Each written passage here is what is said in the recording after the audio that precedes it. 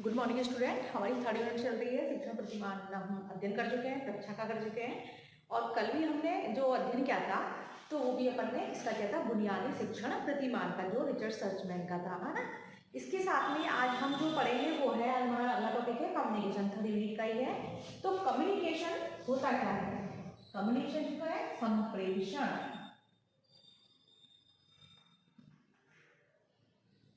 यानी संप्रेषण। कम्युनिकेशन यानी संप्रेषण। अब संप्रेषण क्या होता है? संप्रेषण हम जानते हैं कि हम एक सामाजिक प्राणी है, समाज में रहते हैं और जब मनुष्य समाज में रहता है तो एक दूसरे से विचारों का आदान प्रदान करता है। जो विचारों का, भावों का जो आदान प्रदान होता है तो उसको क्या कहते हैं? संप्रेषण, यानी विचारों का आदान प्रदान करना या फिर अपने भावों का आदान प्रदान करना।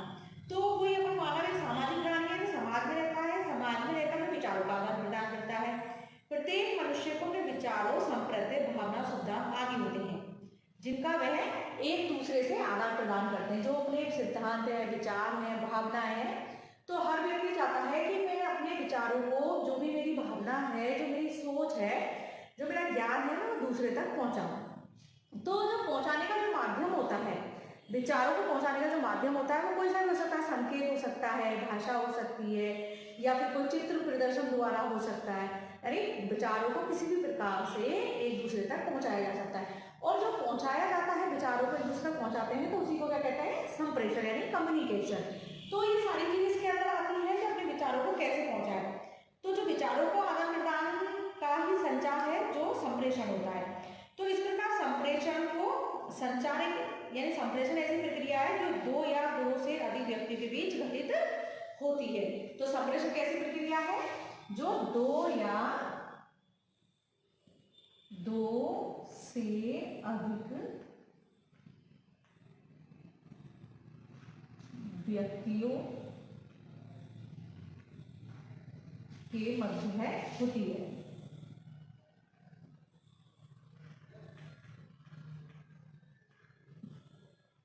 तो ये कौन सी प्रक्रिया है? संप्रेषण, यानी विचारों का आदान प्रदान करना होता है संप्रेषण।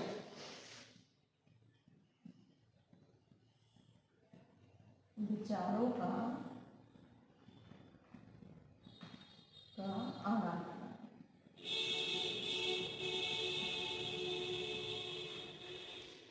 है ना।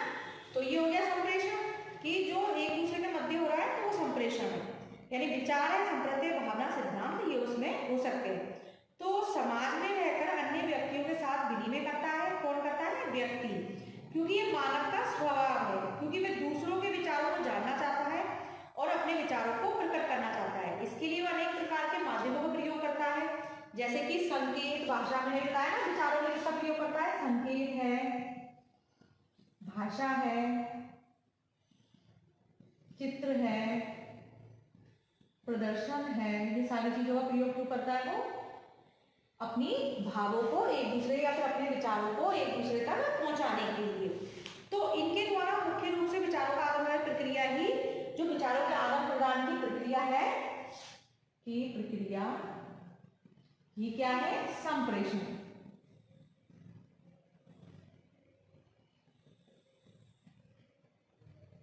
यानी मानव जब जमीन पर आया है तो अपने भावों को हमेशा ये सोचेगा कि मैं अपने विचार दूसरे तक पहुंचाऊं, कोई मुझे समझे। तो कैसे समझेगा? अपने विचारों के माध्यम से, अपने उसके माध्यम से वो समझेगा। तो उसी क्या कहते हैं अपन? संप्रेषण। संप्रेषण जो प्रक्रिया है वो विचारों के आदान प्रदान की ही प्रक्रिया है। तो ये हो गया अपन का, यानी विचारों का आदान प्रदान प्रक्रिया ही संप्रेषण है। तो अब इसी माध्यम से जो प्राचीन काल में भी होता था, तो मानव संप्रेषण मानव जाति में नहीं बल्कि संपूर्ण जो प्राणी जाति है तो उन सब में ही संप्रेषण की प्रक्रिया पाई जाती है। तरीके सबके अलग होते हैं लेकिन होती सब में है, क्योंकि एक जानवर भी होता है वो भी संप्रेषण करता है। अब किस प्रकार से करता है वो उसका अपना तरीका होता है। और इसी प्रकार से, क्योंकि उनकी आवाज कैसी भी हो सकती है, वो कहते हैं एक जो प्रजाति जिसकी है वो उसकी भाषा को समझते हैं। तो इसी प्रकार से जो पहले आदि मानव, प्राचीन समय में आदि मानव वगैरह होते थे, तो वो संकेत के द्वारा अपनी प्रयोग करते थे। क्योंकि पहले जो अपन क्या, जैसे मोबाइल फोन है, टेलीफोन वगैरह है, आजकल कंप्यूटर है, ये सारे माध्यम है, तो इसके माध्यम से क्या करते हैं कि अपने विचारों को पहुंचा सकते हैं। तो इसी प्रकार से पहले जो मानव थे वो ढोल का प्रयोग करते थे, कोई किसका नाम वगैरह जो सुने हैं उनका प्रयोग करते थे, जिसकी आवाज से दूसरे तक अपना संदेश पहुंचाया जा सके। आजकल तो डायरेक्ट से मोबाइल है तो फोन कर देते हैं, ईमेल है फटाफट हो जाते हैं, तो अपन को मालूम है। इसी प्रकार से जो पहले का तरीका था वो थोड़ा अलग था। तो इसमें यही है कि संप्रेषण की आवश्यकता सबको ही होती है, चाहे वो जानवर हो, चाहे वो मानव समाज हो, समस्त प्राणी हो, ये सारी चीज सभी में पाई जाती है।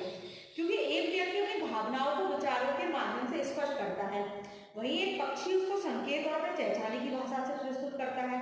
इस प्रकार संप्रेषण समस्त व्यक्तियों प्राणी द्वारा संपन्न होता है। यानी पक्षियों में भी होता है, पशु में भी होता है, सब में होता है, संप्रेषण प्रक्रिया सभी में पाई जाती है। अब ये समझ में आ गया संप्रेषण क्या होता है, कैसा होता है। अब इसका अपन क्या समझेंगे, संप्रेषण का अर्थ। क्योंकि मैंने संप्रेषण समझ लिया कि दो व्यक्तियों के मध्य या अधिक व्यक्ति होने वाला और कौन कौन से उससे हो सकता है, तो ये हो गया हमारा संप्रेषण यानी विचारों का आदान प्रदान। अब देखते हैं संप्रेषण का अर्थ। तो संप्रेषण को संप्रेषण का अर्थ, तो संप्रेषण को क्या शिक्षा की रीढ़ की हड्डी कहा जाता है। क्यों, अभी समझते हैं हम। संप्रेषण को शिक्षा की रीढ़ की हड्डी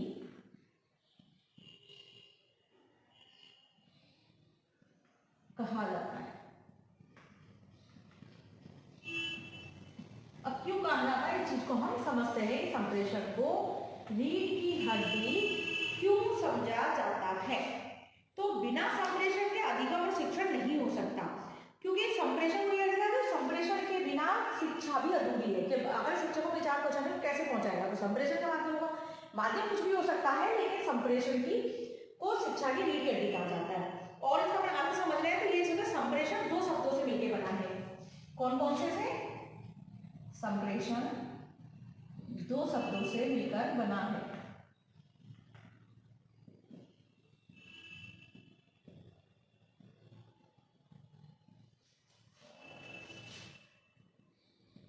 वो है, अपन इसको हिंदी और दोनों में समझ लेंगे। सम प्लस प्रेषण, तो किन से बना हुआ है, सम प्लस प्रेषण।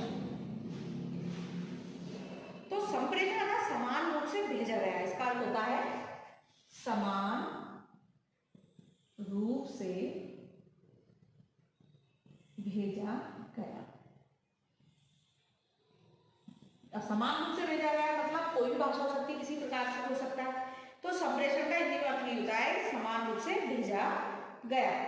क्योंकि मनुष्य एक सामाजिक प्राणी है, हमको मालूम है, सूचना, समाचार, विचार, भावना, अनुभव आदि का विनिमय करना चाहता है।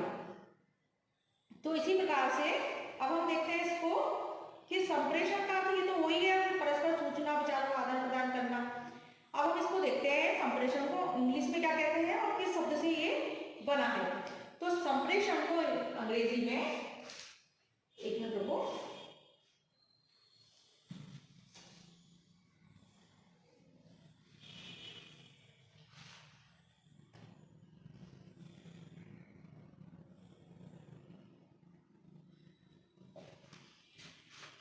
संप्रेषण अंग्रेजी शब्द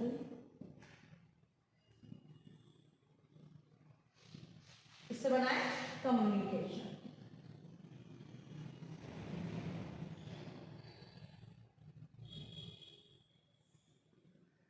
से बना है, ठीक है। अब इसकी उत्पत्ति किससे हुई है, कम्युनिस्ट शब्द से हुई है। किसके, इसकी उत्पत्ति लैटिन भाषा के किस शब्द से हुई है, कम्युनिस्ट शब्द से हुई है।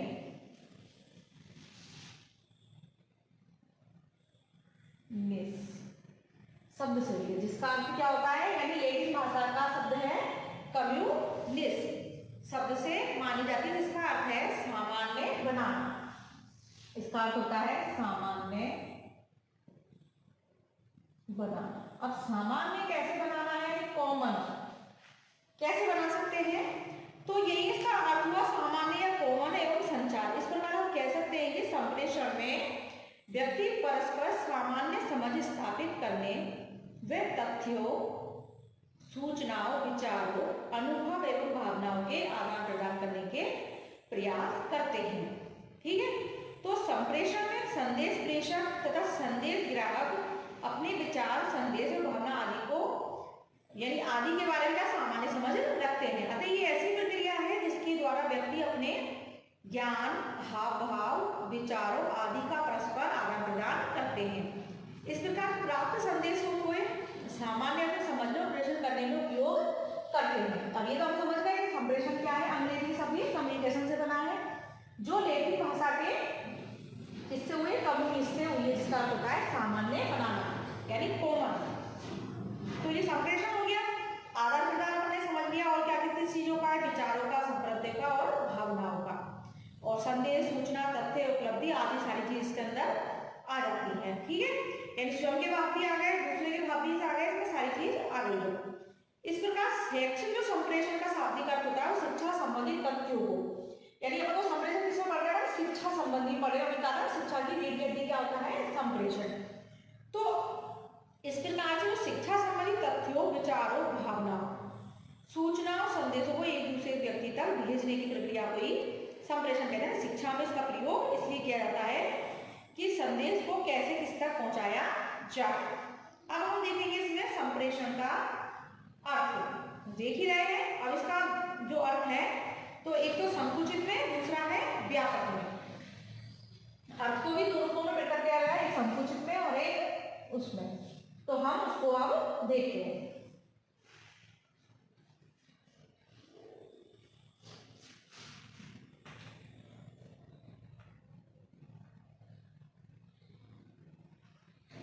प्रेषण का संकुचित अर्थ, तो दो प्रकार से इसका अर्थ दिया हुआ है, संप्रेषण संकुचित और दूसरा था बनना व्यापक। तो संकुचित अर्थ यह है दो या दो से अधिक व्यक्तियों के बीच, दो या दो से अधिक व्यक्तियों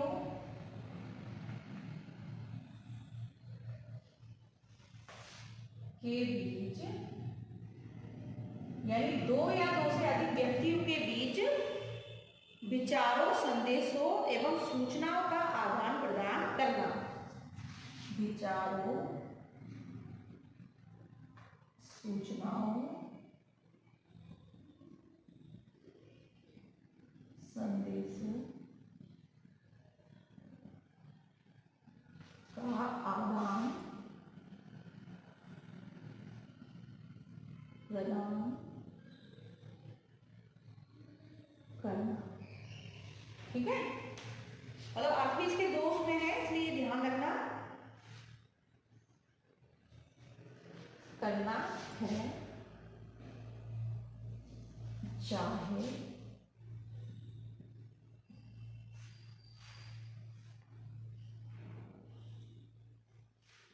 व्यक्ति इन सूचनाओं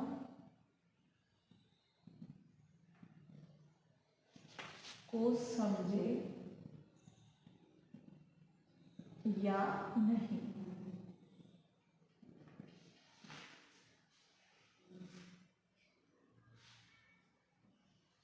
तथा विश्वास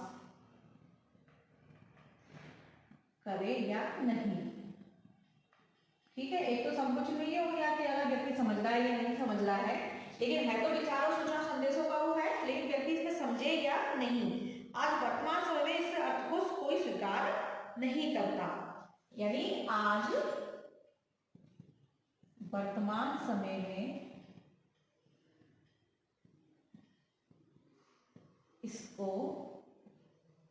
कोई स्वीकार नहीं करता, मतलब ये स्वीकार नहीं है।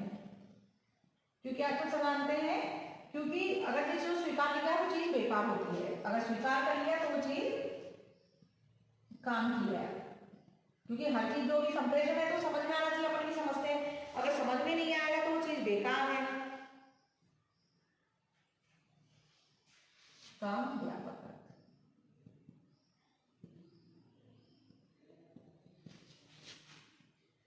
दो या दो से अधिक व्यक्तियों के बीच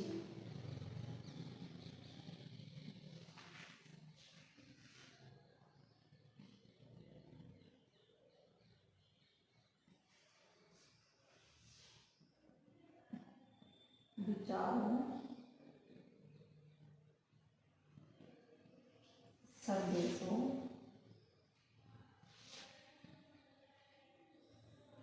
सूचनाओं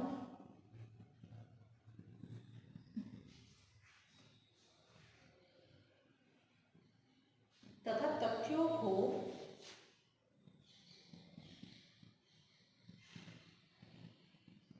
समझा जा सके। यानी इसमें तो ये समझे या ना समझे, और इसमें समझा जा सके तथा विश्वासों को भी समझा जा सके, तथा विश्वासों को समझा जा सके।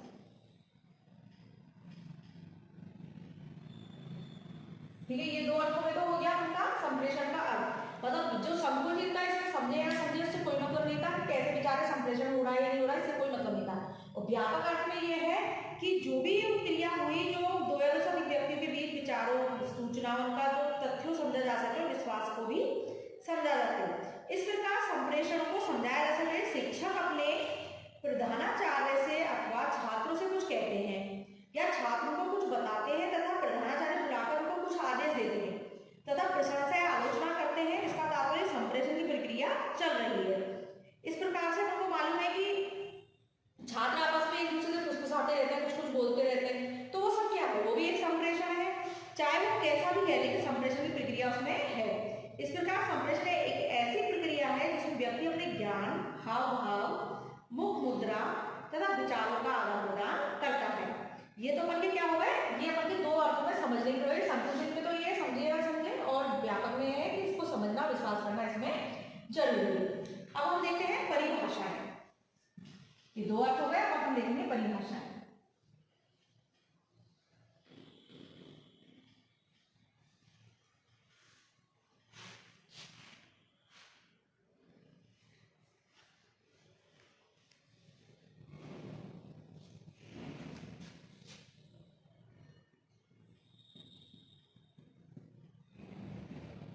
परिभाषा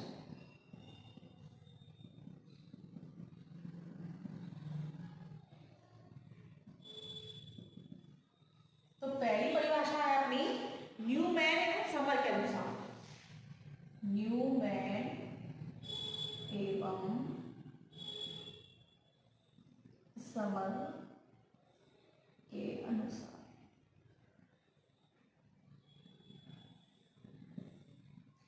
तो न्यूमैन एवं समर क्या कहते हैं कि संप्रेषण दो या दो से अधिक व्यक्तियों के मध्य तथ्यों, विचारों, अभिमत और भावनाओं का पारस्परिक आदान प्रदान है।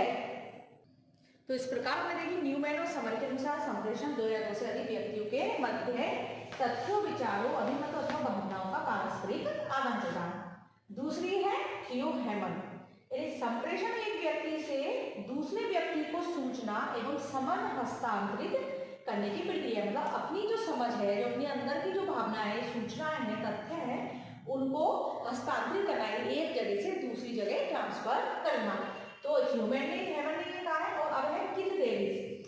संप्रेषण वह प्रक्रिया है जिसमें समझ अथवा संदेशों को एक दूसरे तक पहुंचाया जाता है। मतलब जितनी भी परिभाषाएं हैं जो भी दी हुई है विचारकों द्वारा, तो उन समय यही है कि अपने विचारों को दूसरे तक कैसे पहुंचाओ, अपनी सूचनाओं को कैसे पहुंचाओ, ये सारी चीज इसके अंदर है। इसी प्रकार से जो अगली जो वो है परिभाषा, तो उसमें यही है कि EFL रिच के अनुसार, तो वो भी क्या कहते हैं, संप्रेषण एक व्यक्ति के दूसरे व्यक्ति तक सूचना एवं समझ का हस्तांतरण है। यानी जितने भी विचार विचार होने का है वो सब इसमें यही का है, मतलब जितनी परिभाषा है उसके अनुसार यही है कि संचार वह प्रक्रिया है जिसमें दो या दो से अधिक व्यक्ति अपने संदेशों तथा इन संदेशों से संबंधित भावनाओं, विचारों, समितियों, तर्कों, तथ्यों, संदेशों, सूचनाओं, विश्वासों आदि का आदान प्रदान, मतलब जो भी चीज है, जो भी सारी प्रक्रिया है, प्रोसेस है, तो उसमें तथ्य, विचार, भावना, संदेश सारी चीज इसके अंदर आ जाती है। मतलब एक व्यक्ति अपना मतलब कौन से तरीके से अपने विचारों को पहुंचाए, ये सारी चीज इसके अंदर आती है कि कैसे पहुंचाए, किस प्रकार से पहुंचाए। तो इसी प्रकार से एक और है डॉक्टर कुलश्रेष्ठ के अनुसार एक परिभाषा और है, तो कुलश्रेष्ठ के अनुसार संप्रेषण एक गत्यात्मक उद्देश्यपूर्ण द्विध्रुवीय प्रक्रिया है। इसमें सूचनाओं तथा विचारों का संप्रेषण एवं ग्रहण करना लिखित, मौखिक अथवा संकेतों के माध्यम से होता है। ये क्या कहते हैं, कुलश्रेष्ठ कहते हैं, जिसके अंदर लिखित, मौखिक और सूचनाओं या उसके माध्यम से या संकेतों के माध्यम से होता है। ये चीज हम जानते हैं संप्रेषण कितने प्रकार का होता है, कैसे होता है, ये सारी चीज का अध्ययन हम बाद में करेंगे टॉपिक बाय टॉपिक। लेकिन संप्रेषण को हम लिखकर भी समझा सकते हैं, मालूम है कैसे अपने विचारों को दूसरों तक कैसे पहुंचा सकते हैं। जनरल वे में अपन जानते हैं कि अगर हमको किसी चीज कोई बात कहनी है, कई बातें ऐसी होती है कि चुपचाप के लिए तो धीरे से बोल देते हैं, कान में कुछ प्रसाद कह रहे हैं, कुछ प्रसाद कर देते हैं, तो कह देते हैं। कई उस चीज को लिख के कह देते हैं, है ना। पहले जो पुराने समय में ये था कि टेलीफोन वगैरह, मोबाइल वगैरह ये सब नहीं होते थे, इंटरनेट की सुविधा इतनी उपलब्ध नहीं थी, कम थी, कई जगह थी, लेकिन इतनी आम पब्लिक में नहीं थी, यानी आम जनता के पास नहीं थी। तो क्या करते थे, पहले खत लिखते थे, लेटर लिखते थे, मतलब किसी को गुलाब भी देना है तो वो महीने भर में पहुंचता था, तो वहां से जवाब आता था, तो ऐसे चलती थी।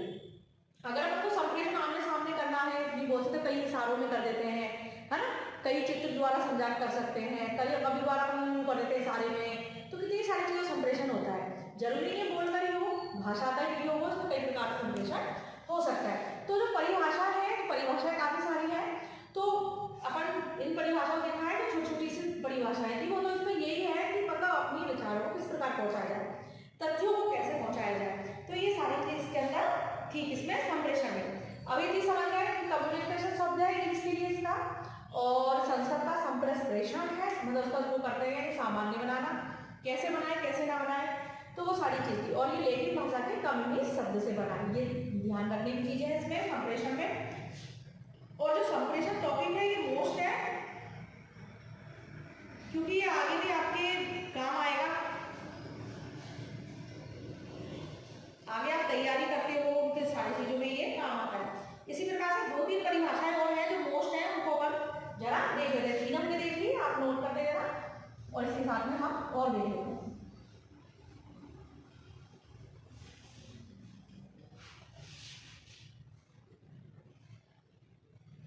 तो ये है एडगर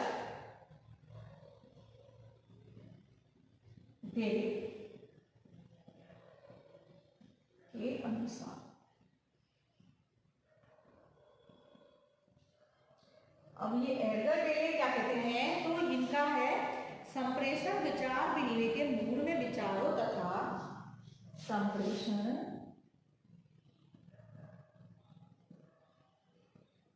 विचार विनिमय के मूड, यानी मूड मतलब क्या होता है कि उनका मन किस तरफ है ना, में विचारों तथा भावनाओं को परस्पर जानने तथा समझने की प्रक्रिया है। मूड में विचारों तथा भावनाओं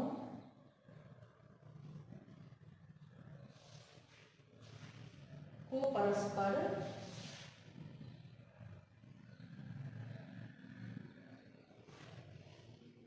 समझने की प्रक्रिया है। तो ये परिभाषा किसने दी है, एडगर डेविड ने। अब इन्हें संप्रेषण विचार में मूड यानी इनका मस्तिष्क में मतलब कि कैसा है, जैसे कई बार हम बोलते रहते हैं, कोई व्यक्ति को सुना रहे हैं, उसका दिमाग कहीं और होता है, वो अपन की बात नहीं सुन रहा होता है, तो वो क्या है, मूड बोलते हैं उसको। तो मैं विचार का भावना पर समझने की प्रक्रिया है। अगर किसी का नहीं है, अपन को सुनने की इच्छा नहीं है, तो वो अपनी बातों को ध्यान नहीं देगा, ना सुनेगा, तो संप्रेषण नहीं हो पाएगा। क्योंकि संप्रेषण में आमने सामने सतर्क होना चाहिए, सुनने वाला होना चाहिए और एक बोलने वाला भी चाहिए। तो संप्रेषण जब वो प्रक्रिया जब होगी, यानी एक दूसरे के मध्य प्रक्रिया है। अगर उन चीज़ों को समझने वाला सुनने वाला नहीं है तो मतलब संप्रेषण की प्रक्रिया अच्छी नहीं होगी। तो इसलिए जो संप्रेषण है इसको समझने की प्रक्रिया इसलिए कहा है कि परस्पर समझने की प्रक्रिया है। अगर इसको कैसे समझते हो कैसे नहीं समझते, अगर इसको समझने वाला सुनने वाला अपने विचारों को जानने वाला कोई नहीं होगा तो संप्रेषण की प्रक्रिया नहीं होगी। इसलिए संप्रेषण की प्रक्रिया जरूरी है।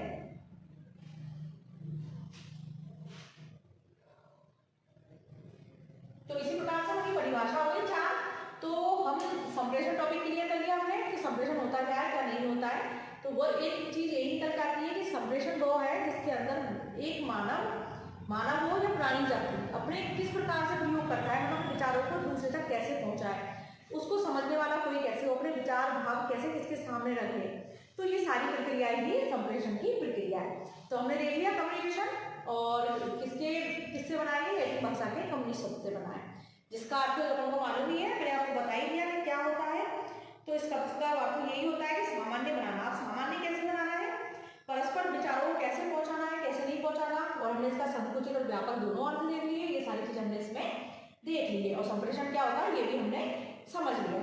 अब हम जो कल जो टॉपिक हमारे लेंगे तो वो संप्रेषण का ही लेंगे, तो इसका पूरा टॉपिक हमें क्लियर करना है क्योंकि हमारे सिलेबस में इसका पूरा है।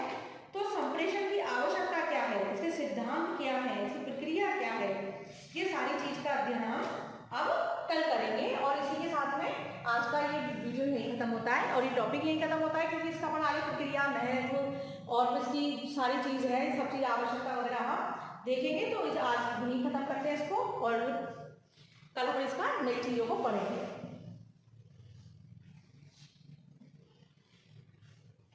इसी के साथ आज धन्यवाद और यहीं तक आज ये अपना टॉपिक खत्म होता है।